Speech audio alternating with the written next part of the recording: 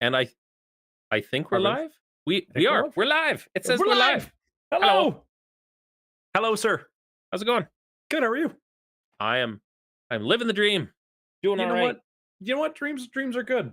Living the dream Small is town good. girl living in a lonely world. Took that midnight train going anywhere. Nowhere, somewhere, anywhere. Well, it got me to Calgary. Got So you I to mean, Calgary. I mean, I am in Calgary too, so I mean, I guess that's the thing. I had an interesting midnight train to anywhere sort of journey because I went from a town of like 3,000 people to Calgary, then to Lethbridge, which was much more my speed. Lethbridge. Well, it's big enough that there's usually something to do, Mm, especially compared to back home, where it's, yeah. a half an hour drive to the nearest anything. Anything. Yeah. The the greatest, injustice that my wife ever witnessed was trying to order pizza in my small town back home, and she's like Oh. she was, a half a bottle of Crown in, and she's like, "We need pizza." It's like, "Oh, that doesn't happen here." Good luck.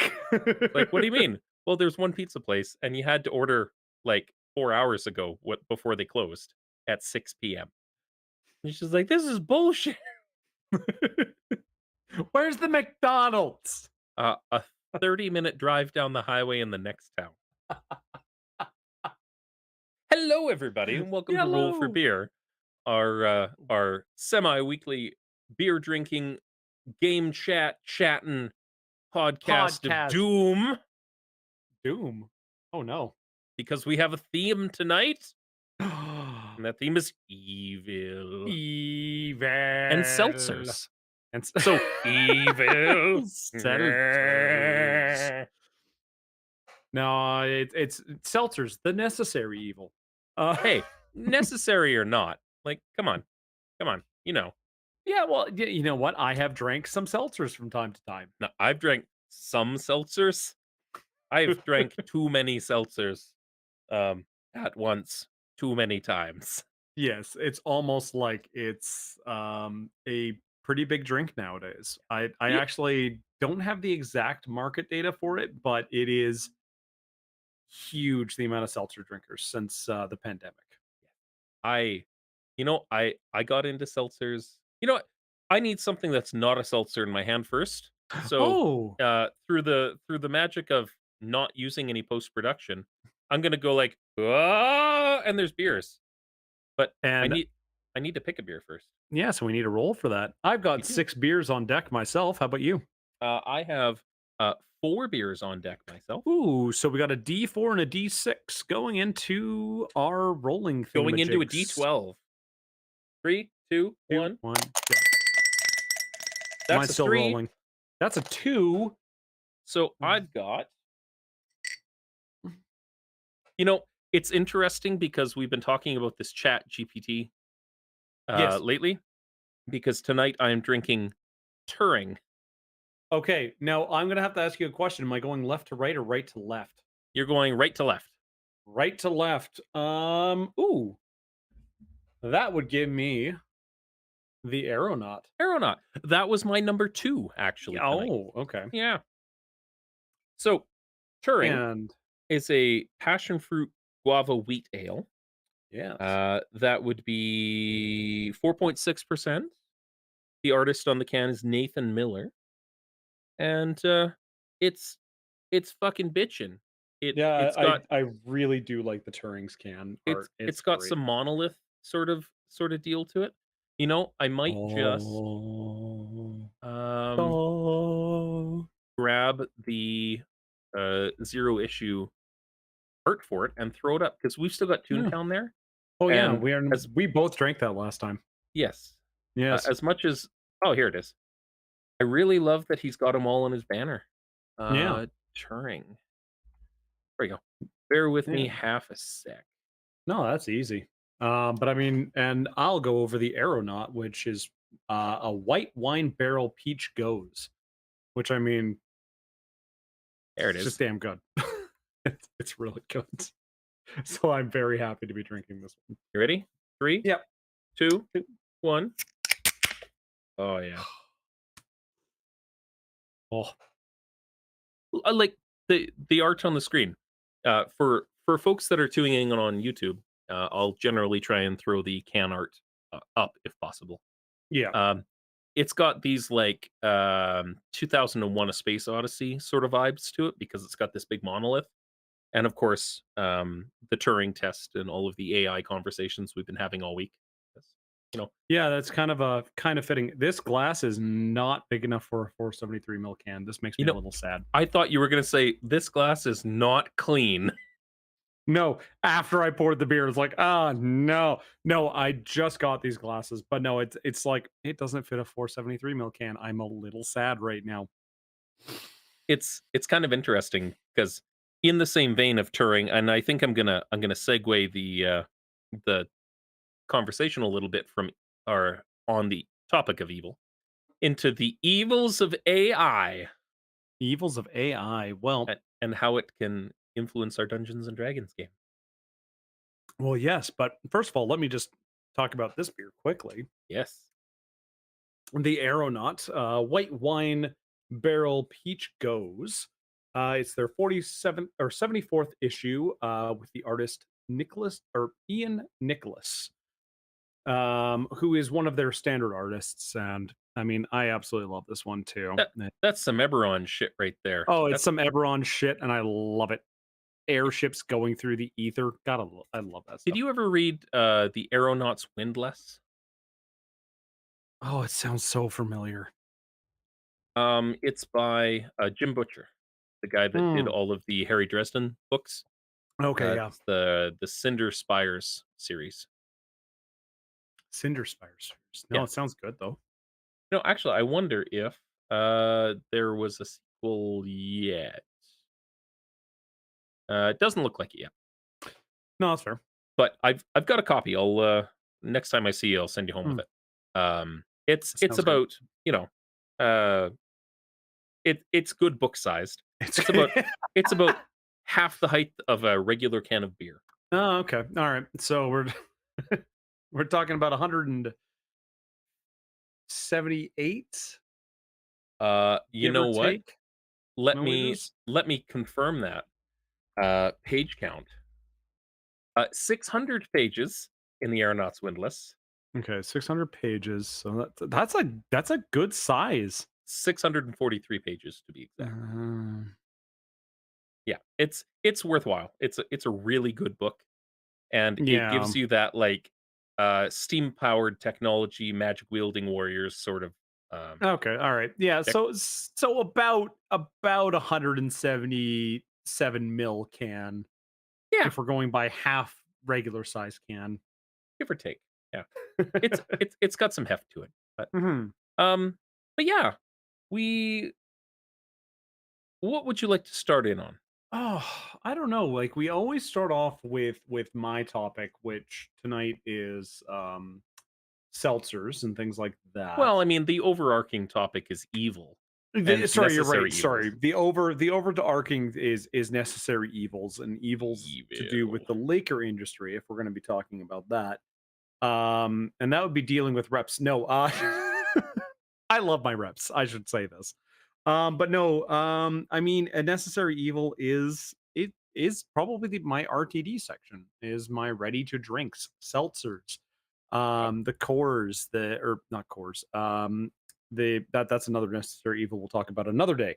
Uh, but no, we're talking about seltzers and the rise of the ready to drinks, the canned cocktails, even if you will, You know, which is a the first growing time segment. I ever had a canned cocktail was at our Mm. friend Melissa's wedding. Oh, There was like Crown and Coke in a can, yep. and I'm like, "What is this? This is great. This is great." They're a little shy on the Crown, They're a little shy on the crown, a little heavier on the sugar. but And for camping, for that seems camping, like a great idea. absolutely wonderful. Teas, I mean, those are still in the same section. It is a necessary evil because they are absolutely delightful. I am a big fan of my RTD section. Mhm, And I mean, they are a huge part of my section in general. mhm. For talking about beer and selling beer and things like that, they're a huge part of it because, well, they kind of go hand in hand. Yep. You want to get started on something light? Well, we got the White Claws for that. You want to start on something even lighter? We got neutrals, we got nudes, we got there's Yeah. so many different types of ones. See, I've fallen into a couple of traps. Mm, I went and did keto a couple of years ago, and uh, so I'm like, all right, I'm gonna be good. I'm not drinking beer. I'm gonna drink White Owl whiskey because if I'm just gonna be sitting going to a pub with my friends and drinking, I'm mhm. gonna drink something that is fucking delicious. White Owl, not a sponsor yet. Like they make I drink a lot of whiskey. Like Mhm. whiskey is my drink of choice. Yes. I drink whiskey and I drink scotch. White Owl spiced white vodka or white whiskey, sorry, Yep. is probably in my top 3 of all whiskeys of all time. And I like 25-year-old scotches, and they make fucking good whiskey. Like really good. And I sometimes you just have to mix it with something mhm. because you're milking it for a while. I I cannot actually drink White Owl. Why? Do you have a bad Um, experience? I have a very bad experience. Okay. Show me on the dolly, where the show me on the dolly where the white owl hurt you. Was it in uh, your mouth? everywhere. It's Okay. just Everywhere. everywhere, everywhere. So silly story is to go with it is basically friends of ours. We all went down and we started just drinking, and we all just started getting hammered, and we were drinking, of course, White Owl. What did we pair with White Owl whiskey, might you ask? What did you do? Cigars. Oh, I Cigars and White Owl whiskey. no. No, I can't do it. I can't. I'm in a similar boat with Wisers. Like a lot of people Yep. like Wisers. I had a 14-year-old boy experience with Wisers, and just thinking about it, I can't help, and I'm sorry for the microphone noises, but I can't help but like, it, Wow. the problem with Wow. Wisers is it gets in your mouth. the the problem with Wisers is you put it anywhere near you, and yeah, Mhm. no, it's everybody has those experiences and those stories. Technically, the necessary evils of growing up. Well, yeah, yeah, I would argue to that very point. But Everybody who drinks has this story. yeah, cousin of mine threw up in a trumpet. It was hers. It's fine. No, they One to time at the band point though. camp. I started mixing with club soda, Mm, and that's your seltzer mix right there is some yeah. kind of a whiskey and club. Yeah. Or whatever. And then, we got gifted a big old box of White Claws, and it's like, "All right, yeah, like, that's reasonably refreshing when they're cold on a hot day." Oh yeah. And eventually, it's just like, what am I putting in my mouth? I don't like these. What am I doing?" The best description I've ever heard for some of the seltzers is one of my beer guys. He We were talking and he was like, I don't like seltzers. I don't like this type of seltzer. I don't like White Claw. I don't like Nude. I don't like Neutral. I was like, Mhm. Why? Like, explain to me why you don't like this." He's like, all right, say you're in this 4x4 room, or like a small room, and in one corner there's a TV that all it's playing is static. Yep.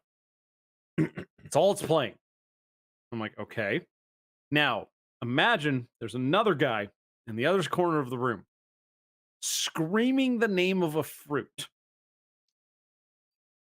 I'm like, all right. Yeah. And you just have a glass of fizzy water with you. Just slightly fizzy water. And you're drinking that while there's static in the left ear and some guy screaming a fruit in the other.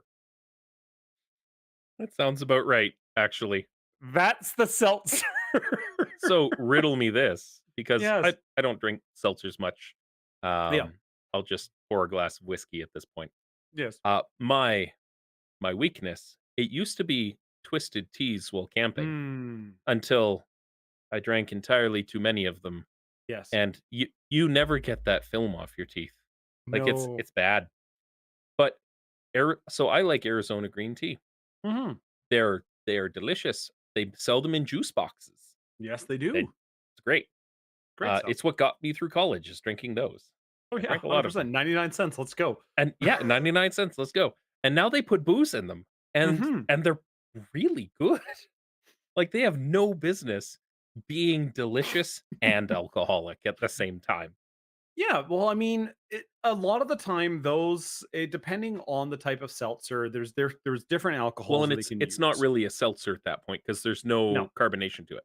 no, and those are considered more on the RTD or the ready to drink side Yeah. of things, which seltzers are a part of that category, but there's like different kind of categories Well, for it. it's like a twisted tea isn't technically a seltzer, it's No, tea. it's a tea. It's a hard tea, which Yeah. basically just means you're taking a tea beverage and you're adding some kind of alcohol to it. It's like, what is it? I had a vodka cran thing.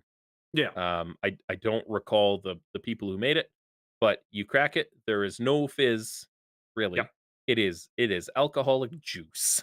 Yeah, there is a certain I believe there's a certain term for like still ready to drinks RTDs.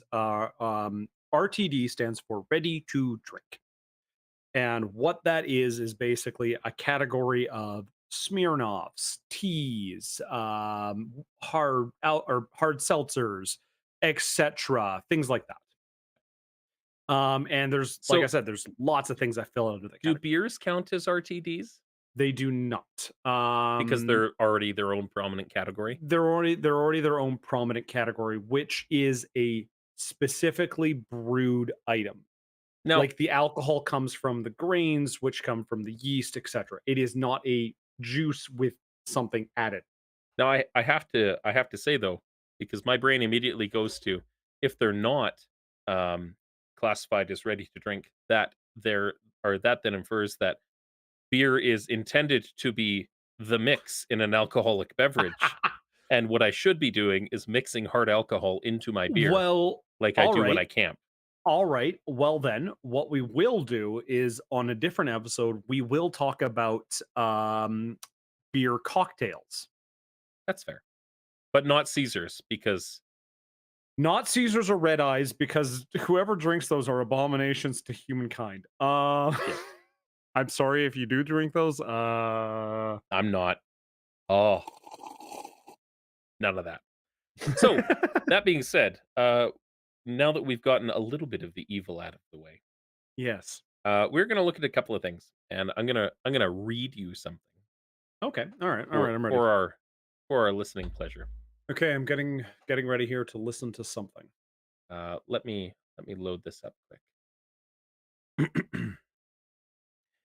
In the land of Faerun, a group of adventurers have come together to form a party and embark on a quest. The group consists of a half-elf ranger named Alara, a human rogue named Alden, a dwarf barbarian named Grimbold, and a halfling wizard named Nyla. The party's been tasked with defeating a powerful mechanical warlord named Gorgon the Ironclad, who's been terrorizing the land with his army of mechanical suits of armor. Gorgon is said to be in possession of a powerful eldritch artifact that grants him control over the suits of armor and allows him to summon powerful magical beings to do his bidding. As the party begins their journey, they encounter a variety of challenges and obstacles along the way. They must brave treacherous mountains, navigate dark forests, and face off against dangerous monsters. Eventually, the party reaches the warlord's stronghold and begins a fierce battle against Gorgon and his army. During the battle, Alara is gravely wounded and taken prisoner by Gorgon, who plans to use her as a sacrifice to the eldritch beings he commands. The rest of the party manages to rescue her and defeat Gorgon, but not before unleashing the full power of the eldritch artifact. You see where I'm going with this from our chats the other night. In the ensuing chaos, the party is forced to flee, but not before Nyla manages to grab the artifact and bring it with them. As they continue their journey, the party must confront the dangerous magic of the eldritch artifact, which has begun to exert its influence over them. Nyla, in particular, struggles to control the powerful magic within her. As they journey on, the party encounters a beautiful elven sorceress named Sarsaparilla. Isadora, who is searching for that very same artifact. The two groups join forces and continue their journey together. Along the way, two members begin to develop feelings for each other, but they must put aside their romantic interest in order to play a quality game of Dungeons and Dragons. Um, as they continue their quest to defeat the Eldritch beings and destroy the artifact.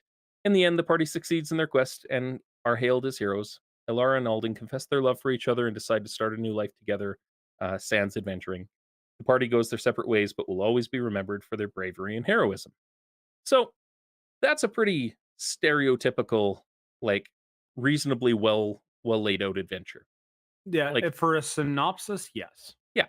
So when you go to Chat GPT and you say, write a compelling Dungeons and Dragons adventure that includes a hero's journey, some mechanical suits of armor, fantastical magical eldritch beings, and maybe some romantic love interests, go. And that is what the AI spit out at me. And that's neat. And It's- I do like that because it does lay out like a set path and stuff like that. But there were some weird things for me anyway. yeah, Like it's and not it's not perfect, but no, but it's pretty damn good. this is at least as good as 12-year-old James would have written for an adventure. This is as good as 18-year-old Riley would do when he's trying to figure out how D&D works. No, Yeah. it's definitely not bad, but there, like I said, there are some weird things with the way how it was written. 'Cause, well, Did you read it 100% verbatim? yes. Okay, yeah. There was definitely a couple of things I was like, wait a minute. She was searching for the artifact, but they already had the artifact, things like Yeah, that. exactly. But at the end of the day, I can take something like that and I can easily spin off an adventure path Mhm. and use it as a mechanical sounding board for writing adventures, And right? that, yeah. Versus like calling up my buddy Laurier and being like, here's what I'm thinking. And he's like, what about this? And I'm like, oh, I like that. How about this? And he's like, oh, that seems like a good idea. And don't get me wrong, I love chatting with my friends, but y'all don't you aren't a y'all aren't awake at 2 in the morning. As Sometimes. you. Sometimes. But so I can use this as a sounding board back and forth. Mhm. And a lot of people are upset about this kind of thing because and they're like, oh, it's the downfall of the college essay or whatever. And I'm like, I'm looking at this in one of two ways. And we talked Mm. about this a lot on our Discord the other night. Yeah, I'm kind of sad I didn't get a chance to write in as much on that just because it's an interesting Working. discussion. It's a really interesting discussion. Like I from the chat perspective of it, what you can end up doing is use this to bounce ideas. Mhm. You can use it to uh flesh out different paths, and like you can mine it for ideas or you can help it refine your story. So you take what you've written and say, make this a little more eloquent, like add a romantic element to this, or now how would I do this but with giant robots that fight each other while blaring heavy metal plays in the background. And that's what I like about the whole AI art and like script writing or writing or whatever is it's a good like solid start. And I don't know, there's parts of me that kind of go, are they going to replace human writers and human artists anytime soon? No. No. Well, and it No. uh, much like the conversation I had with Mac on this is like, he's a hardcore like fuck these guys, right? Like just straight up, he's like, no, fuck these guys. But working in a design industry where a lot of this, like, you know, this I absolutely see how technology like this can be a problem for a bunch of creative folks. Well, 100% because somebody's gonna be like, I can just give it to an AI and it will they'll At the take same it and they'll time, make it amazing. so my mom's a painter, Yes. and so she paints on canvas and sells her works and stuff. And to somebody like my mom, who Mhm. works in oils on canvas, being like, "Oh, I'll just get somebody to do it in Photoshop," is the exact same thing. She's like, "It's not art. You're just clicking a mouse." And it's like, "Well, it's a different sort of canvas. It's still art." Yeah. It's still And it's art. It's like, just a different canvas. uh, and it's like, you're just using a blue that somebody sampled after mixing and knowing what they were doing and then made it available to you. You never learned about how to mix that particular blue, or in the same sort of vein, uh, as a musician, is the music that I make using a DAW less real than the music I make with those guitars? And I don't Hmm. think it is. It's just a different instrument, right? Exactly. Like, and it's gonna be interesting to see in the next, I'm gonna call it 5 years, because I think it'll be much faster than folks think, what this does to art. Because when I think of this, I think of, like, um, what does this do to the value of human art? Because right now, there's this big push for, "No, I want you to paint it once, and then I wanna make 25,000 copies of this to go do a thing," Yeah. right? Versus, "I did this once, and this is the only one of its kind because I did it just like this for you." Yeah. And you can find, watercolors a dime a dozen at every garage sale and, Hmm. you know, community fair and things like that.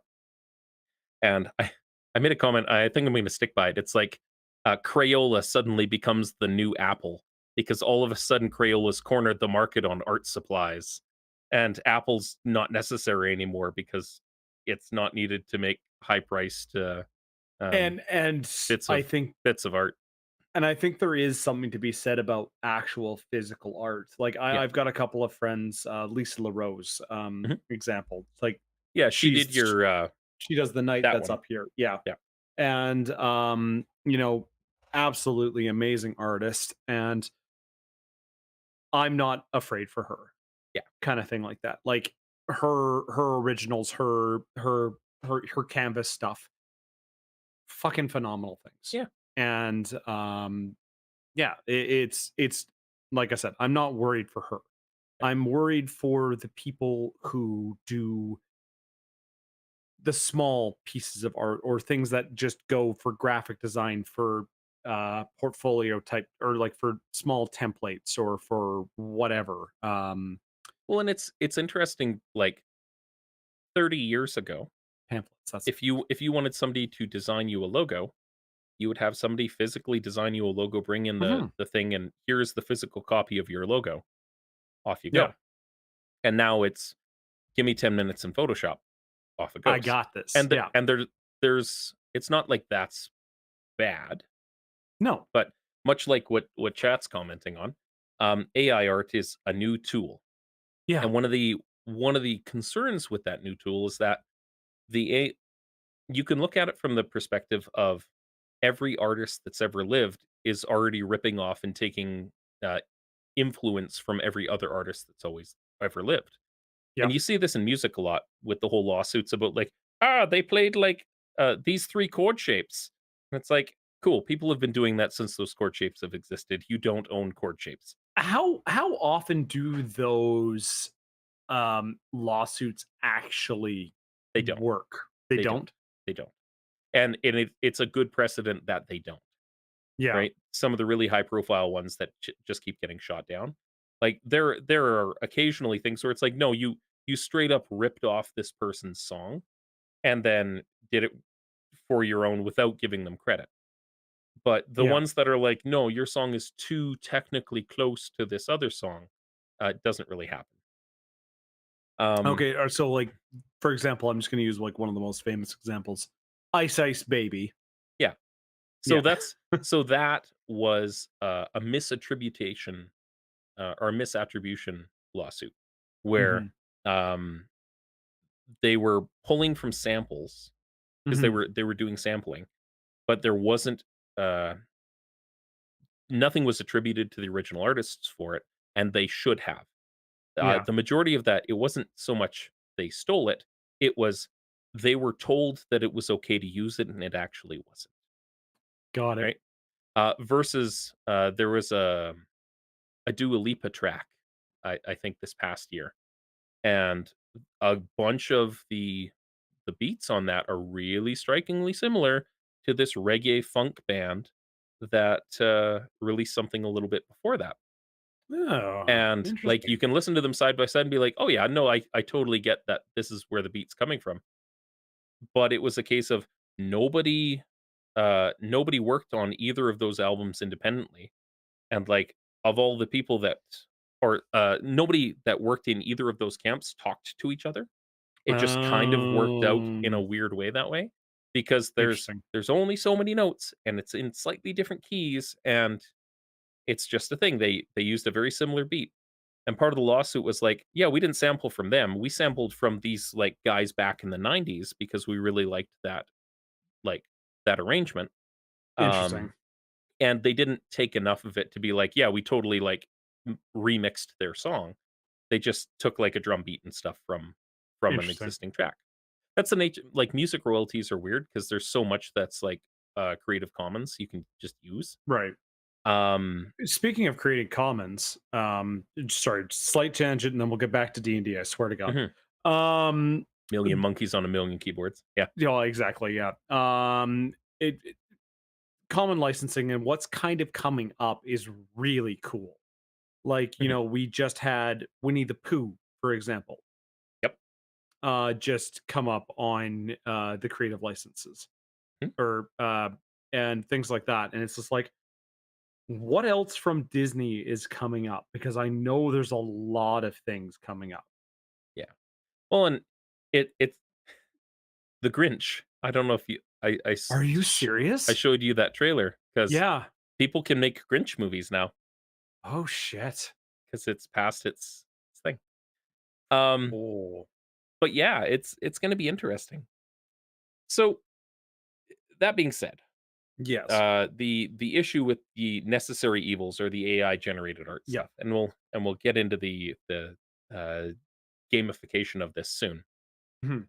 is the right now, a lot of people are like, "Oh, yeah, it's just, like, you can't be butthurt about it because it's just sampling, like, artists that already exist, and regular humans do that all the time." You see Yeah. stuff, and you're like, "Oh, that's a really cool piece of art, Zero Issue Brewing. I really like that. I'm gonna draw something in that style, in the style of the artist of, uh, Nathan Miller drew that blue bit that you see on the Yeah. screen there, if you're watching this on YouTube and I not on a podcast." It is a damn cool piece. Just look it up if you're Yeah, listening to podcast. Like, yeah, pause the podcast, look it up, replay us. Or I mean, I guess you could just continue listening to us. yeah. Yeah, it's fine. You get to look at my Podcast. face, but, um but that being said, the issue is that these AIs are sampling existing works and then just kind of, Yes. like, slightly modifying them and generating things. So, eventually, we'll get to the point where the AIs are sampling other AIs that have sampled other AIs that have sampled other AIs, and it's like, Yep. draw this in the style of, Midjourney's, 400 million art pictures that they did on December 7th, 2022, please, Mhm. and go with there. Um, but yeah, it's interesting because I've used a bunch of this AI generated art to generate some of our Naylor stuff, Oh yeah, 100%. and you guys haven't really noticed. Okay, pause. The city, the Elven city. Nope. Nope. Nope, Okay. that was, a Creative Commons thing that I found many years ago that I really appreciated. Okay, fair enough. I But, really, really do like that one.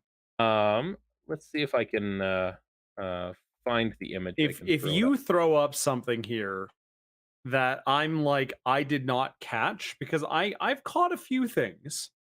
Mhm. I have caught a few. Yeah, I'll throw it in the banner here.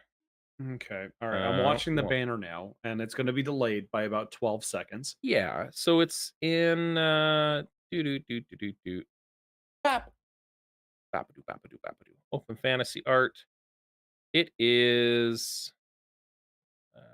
yeah, this one. I'm looking at my screen over here because I've got two screens, and I'm just Oh, looking and I'm just give looking for me this to change. give me half a sec. I have to modify that a little bit so Okay. people can actually see it on the screen. Oh, okay, that's fair. Uh, I'm just gonna throw the Turing back for a moment, and Oh, that I'll is AI art, isn't it? throw an image up. Create a new image. Paste this in. Do do do. And I apologize for the folks on the podcast. This will probably get edited out before it hits podcast format. There we go. Oh, I will probably edit out this entire part. There we go. So now on screen, this is the skyline of your womb. That is AI art, eh? Yep. It started off as a Creative Commons, and I attributed the author, and I said, "This is what I'm looking for," and change it, and change it, and change it, and change it, and yeah, that's kind of where it ran to. So And the cool thing again about um AI art and talking about it is I think this would be a great piece to give to an artist and be like, I want something feeling like this. yeah, exactly. And yeah, you could submit something like this, which is crazy to think about. Yep. Um I certainly can't Very easily. fucking draw it. No, but and it's there's a certain part about it, but if you ever ask AI art to draw humans, there's always something a Oh, little it's weird. wiggy. It's wiggy. It's Like wiggy. I showed you that gunship video, right? Yes. So for folks in the doobly doo, I'm gonna throw a link to the folks that are chatting on YouTube right now. And this specific video, I don't know if YouTube will actually link it or not, but I'll see if it pulls through on here. Well, James is looking for this video. I'm just going to talk about my beer I'm drinking right now, which is the There we go. Aeronaut, the white wine barrel peach goza. Mhm. Absolutely delightful beer. Zero Issue has a knack for making really nice fruited sours. Yeah. Like I don't think I haven't had one I haven't enjoyed. Um, Really really good beers. one of the questions from chat that we have here is programs that we use for world and map generation. Hmm. They're building their own homebrew. Can of beans, I use Wonderdraft specifically, Yep. because this it's a company. I can't use Incarnate free for doing a lot of things. Incarnate is a really good tool if you're using it for homebrew stuff. There's some corporate licensing hurdles and stuff you have to get around. Wonderdraft, much like Dungeon Draft, you pay for it. I think it's about 25 or 30 bucks, and you own it for the rest of your life. Uh, Which they is ask nice.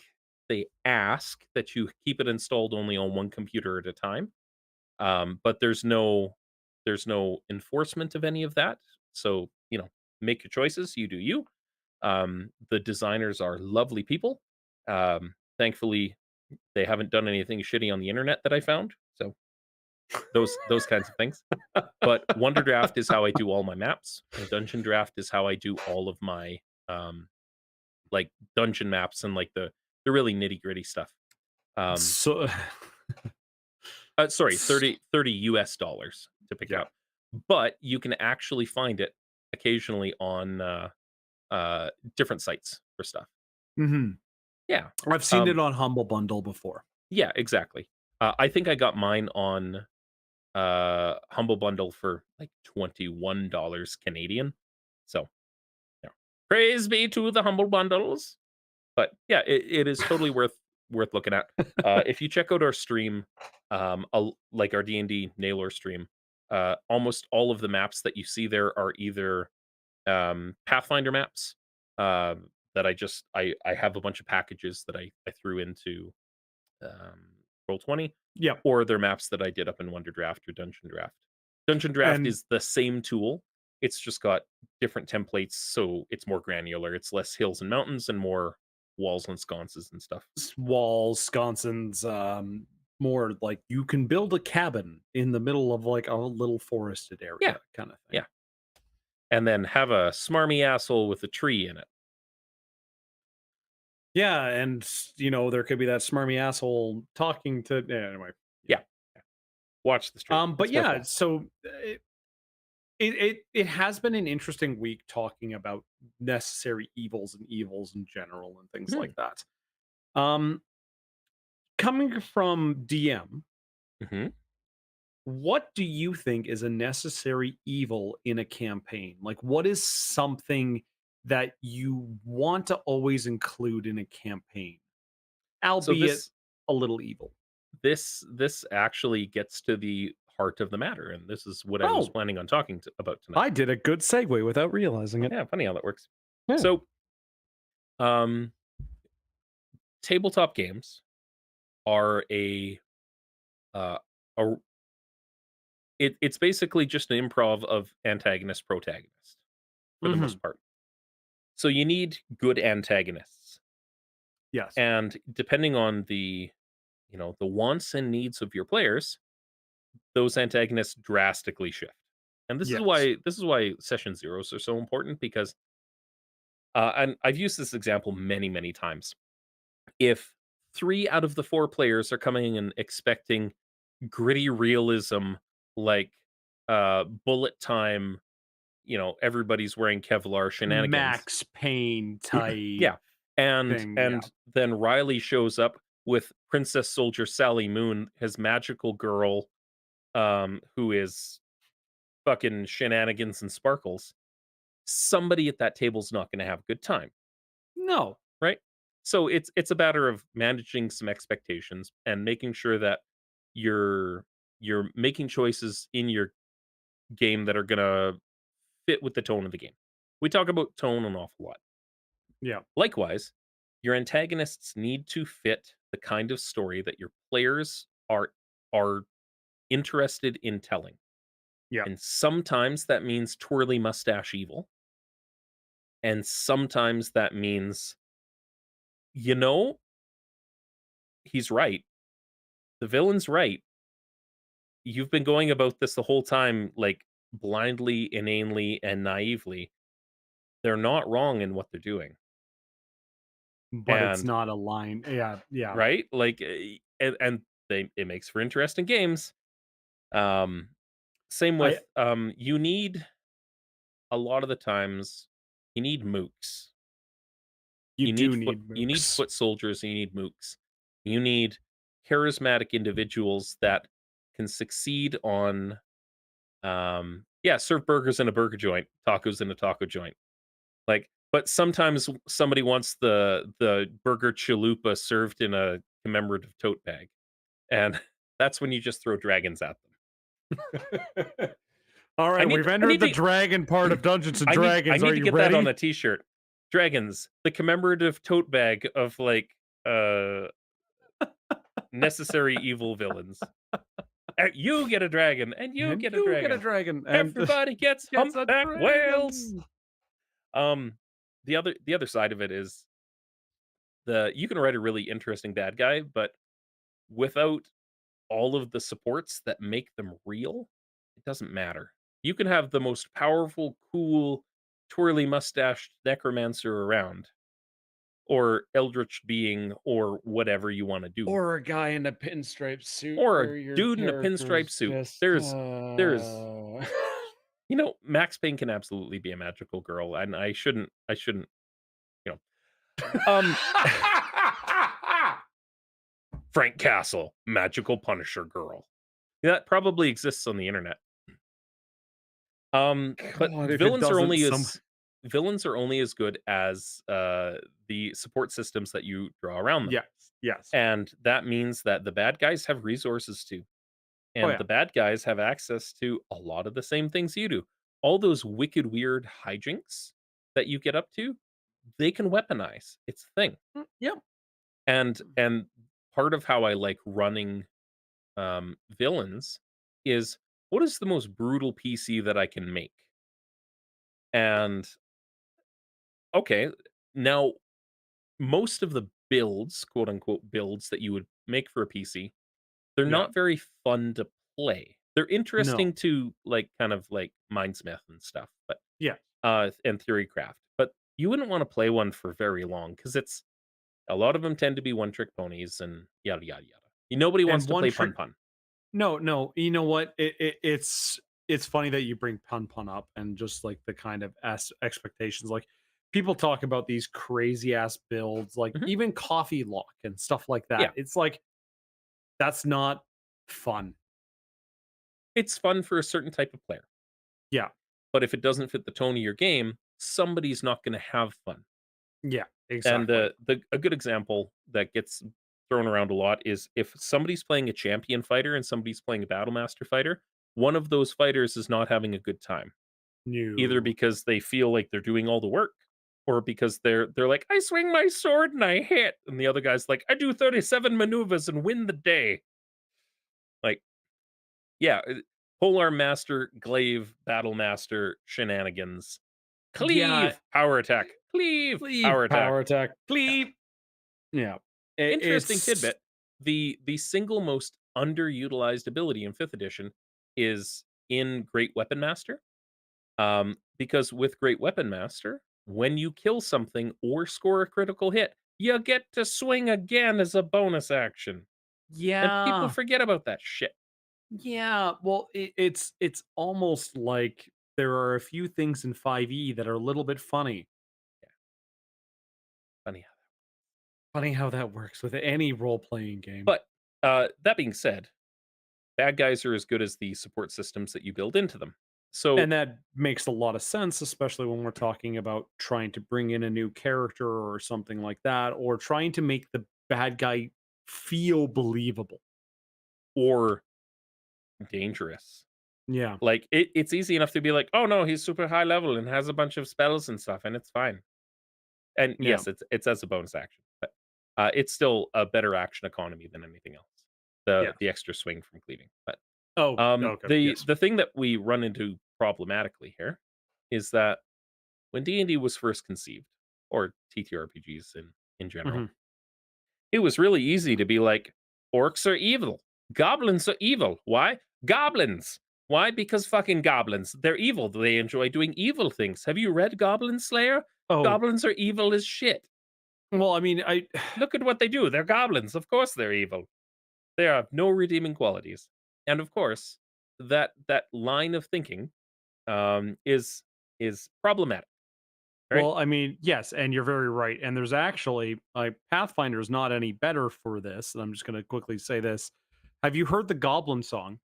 I have. I have indeed. The Goblin song. Goblins chew and goblins bite. Goblins cut and goblins fight. And Yeah. it's literally just about how goblins just are the worst things ever. Yeah, it's very stereotypical and like the Mhm. bad guys for the sake of bad guys and mooks for the sake of mooks are fine. The trouble is that a lot of them came from damaging places, right? A lot of those Yes, stereotypes are coming from terrible places. they So very much so I are. like Matt Colville's take on things where it's like orcs aren't evil, those orcs are evil. Why? Because look at the banner that they're carrying with them and that they're flying under. Oh, is it that time? I think it is for me. Hmm. Well, I'm gonna roll again because I've run out of beer. I just chose one because I really wanted to have this one. And that looks like 3. Oh, I'll roll still because that's half the fun. Left to Oh right my or right to left? god. Right to left. That's gonna be Temple Spruce Tip Porter, 6%. Ooh. I Artist like is this Ian spruce Nichols. tip. Nicholas? Yes. Ian Nicholas.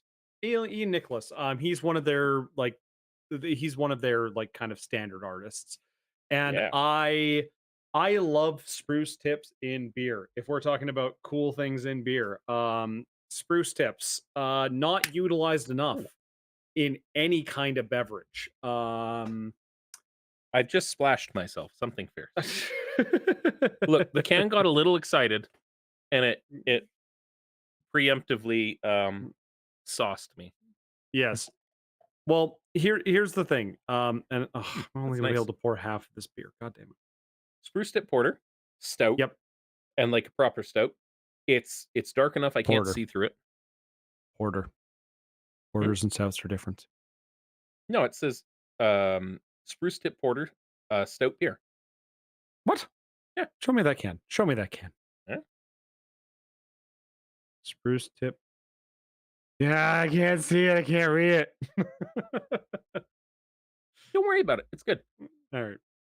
Drinky clinkies. Yeah. Drinky So Blinkies. the idea, and again, circling back, Matt Colville's idea of it's not though orcs are not bad, goblins are not bad. Those goblins are bad. Yes. That race of people, not bad, or that culture of people, not bad. Those people particularly, and what do you mean those people? Those people flying under that banner have aligned themselves politically with a terrible cause. Therefore, they are fair game, Hmm. right?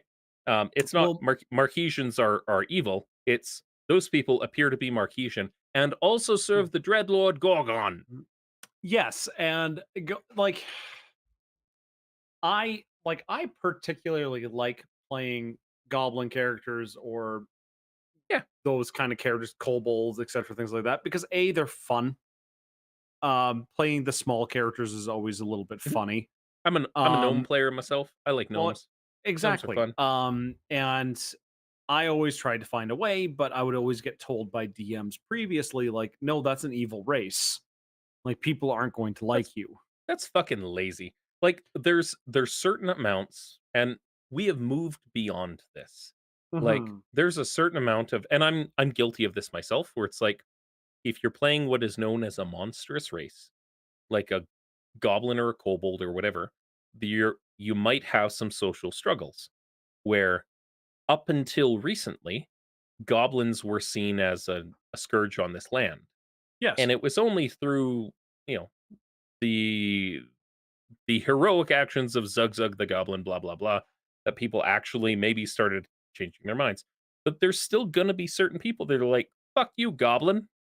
Why? Because you're a goblin. And that parodies real life. There's always gonna Sorry, be wait a people that are minute. like, Are you saying these are parallel to real life? fucking funny how that works. Oh my god. You ever heard of Kick a Ginger Day? It's bullshit. I actually in high school when that happened, a kid ran up to me and was like about to kick me and I'm like I looked at him and I said, "I will kick you back twice as hard because you're half my size." I had the fortune of hitting 13 years old and going to like 6 foot 220. Yes. You don't get stuffed in a locker. No, you don't. A kid was a high school story. Kid was making fun of me. I was about this much taller than him, Yep. and he made fun of me, and I just did grab, throw up against the locker, and he fell down to the ground. For the podcast, Riley's gesturing with his hands of Yes, about 2.5 feet. yes, about 2.5 feet, and yeah, I just pick him up, throw him into the locker, and walk away. One of the interesting things, and to Chat's point, yeah, this is one of the reasons that Eberron remains my favorite D&D setting. It's Is a cool setting. goblins have their own unique cultural mannerisms, like they are scavenging hoarders that are attracted to the shinies for all intents and purposes. They live in the places that most like upper crust humans probably wouldn't live. And they're okay with that because it affords them business opportunities. And like playing goblins like Ferengi is just on point the majority of the time. Yeah, and I like that kind of that kind of goblin, that kind of like where it isn't just Imma stab you because I'm hiding in a cave and you came into my cave. Yeah. Or it's like interesting traps. Uh Intelligent kobolds, the kobold death trap, I think it's Yes. um what's it called? Kobold Um catapult or sorry, kobold. no, it's Tucker's kobolds. Have you ever seen Tucker's kobolds? Mm-mm. So it's a thing out of Dragon 127, and it kobolds are really described as cunning creatures, excellent trap makers, that sort of thing. Mhm. And Tucker's kobolds was a thing that got featured in Dragon magazine, and it basically posited that you should not be able to survive an encounter with kobolds because they always know, they always plan like Batman, and there are always more kobolds.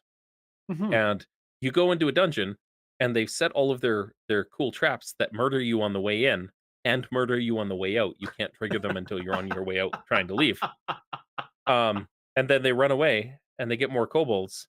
And if you manage to get out, by the time you come back, they've reset all the traps in different ways. Like if you ever have the opportunity, Yeah. go look up Tucker's Kobolds, as has been written in chat. It is it is worthwhile, and it makes you want to play a kobold and write these into your adventures. It's just it's good writing.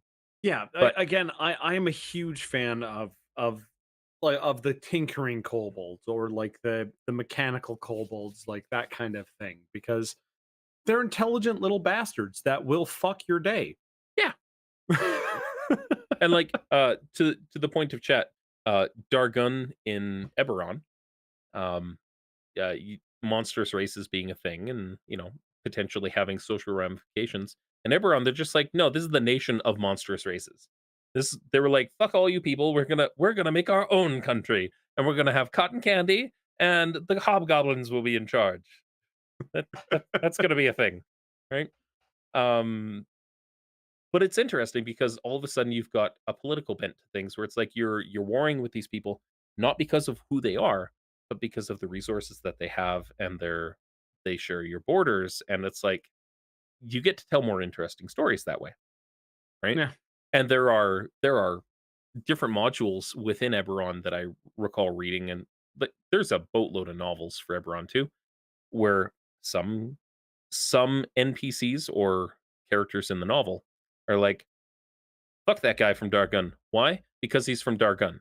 And sometimes it's fuck that guy. Why? Because he's a hobgoblin. And it's like, oh, I immediately have a bent on, or an understanding of what this character is about based on how he described his opponents here. Right?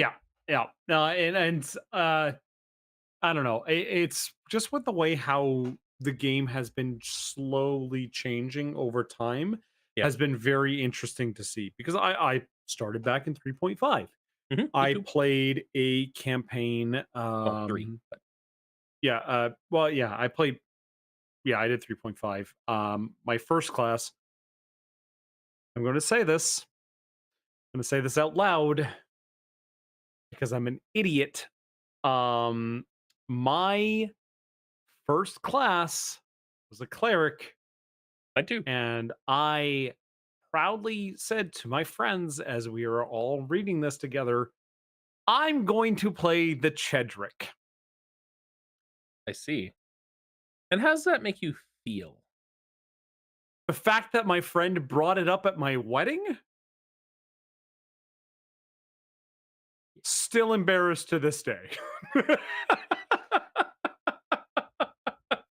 So why? Why? Why? Because I mispronounced it. Because I misread it. But Okay. it's still one of the things I laugh about it now, but like when I was young, I was so embarrassed because I misread the word. That's fair. My first D&D character was also a cleric, Oh. um, in 3rd edition. Mhm. Human, mounted combatant, rode around on a war horse with a lance and a shield, Yes. played in a one-on-one, one player, one DM campaign for, like, 3, 4 weeks, then made some more friends. As my voice cracks a little bit as I say that, that was just fucking perfect. Yes. But start with clerics. It's a good time. But the necessary evil of all, of course, is time, It is. as we are coming to the end of the podcast here. We are And indeed. We're at about an hour. Now, yeah, we've got kind of a interesting thing because you don't release podcasts until you have at least 4 episodes, and this would be exactly. episode number 4. So, while you can always find this on our YouTube channel at Legends of Logomancy, and feel free to share it out with your friends and family and all sorts of bits. At this Please point, we're do. sitting at a massive 75 subscribers. Woo! Yeah. On podcast platforms, you never release anything until you have at least 4 for people to binge through. So, probably looking at next week, this is gonna be available on Apple Podcasts, on, Anchor FM, for Spotify, um, maybe Podbean. We'll see. It depends on how far I get in the week and what things are, Also looking like for next depends week, so on if I can make sure I can get all the podcast episodes edited too. But Yeah, I mean, editing being what it is, that's the thing. I still have to edit the last 2 episodes of our game and all of the bees out of it. God, so many bees, Many, many bees. So, many bees. yeah, seems like a reasonable place to end. Um, thank you guys for hanging out and chatting and drinking some beer with us, and hopefully your beer has been as cold as ours because Yes. my wife bought me a mini fridge, and it's great. Sorry, before we leave, I didn't even say what beer I was drinking. My Oh, second beer was, by the way, Bywater by Zero Issue Brewing, which is their blonde ale, which is just a nice, clean blonde, you know what's nothing interesting? crazy. Hmm. Is, Clone is a copy of Bywater. Are you telling me that Clone is a copy of a beer? It absolutely is, and you know why I know that? It's because when you look up Clone on their website, it's zeroissuebeer.com/copy of Bywater. Well, this beer is technically a clone of another beer, Yeah. but it's not a clone of Bywater. Oh, well, their website would lead you to believe otherwise because it's listed as, copy of Bywater I in don't the chat. know. That's actually really funny. I don't know if this is necessarily fully secret, but take a look at this little piece of art right here. Yeah, For I'm looking those at of you, if those of you who cannot see this, if they're on the podcast, mhm, it is a picture of a almost gondola looking piece of machinery here. mm, At least the little cabin there. yep, Now, if there was an avalanche that involved coffee from a different brewery, I don't know if that would have anything to do with that. hmm, interesting. Interesting. Have to take that away and think about it. I really enjoyed Clone. I Yes, is it part of their core lineup? it is part of their core lineup. Good. I need to go and Highly. get, like, 100 of them to take camping Camping. Yes, it is 100% a camping beer. You wake up, you crack that, that's your coffee for the morning. because that will stay cold in a creek all night, Yes, very and much I so. don't even think that my camping partner would get gout from drinking it, so it'd be okay. No, fair enough. It didn't happen last time, but, you know, apparently it's all my fault. Ah, Anyways, thank you guys for tuning in. We'll be around maybe next week, maybe the week after. We'll see what the schedules this line up is as. this is almost like it's a bi-weekly, kind of Yeah, like podcast. Christmas Oh is my coming, gosh. and that makes things challenging all the time. But we'll see what happens. So All right. thank you everybody for Thank stopping you. by, and we'll see you on Monday for our Dungeons and Dragons stream. My leg. Monday night at 6 p.m. Mountain Standard Time. You can come and watch us play Dungeons and Dragons with our friends on Oh the my YouTubes. gosh. And I'm going to kill a bunch of chuckleheads using What? some really cool. Um, I'll get to that later. What? Fi- fish, Wolverine, honey badger bullshit. What? I No. and we're done.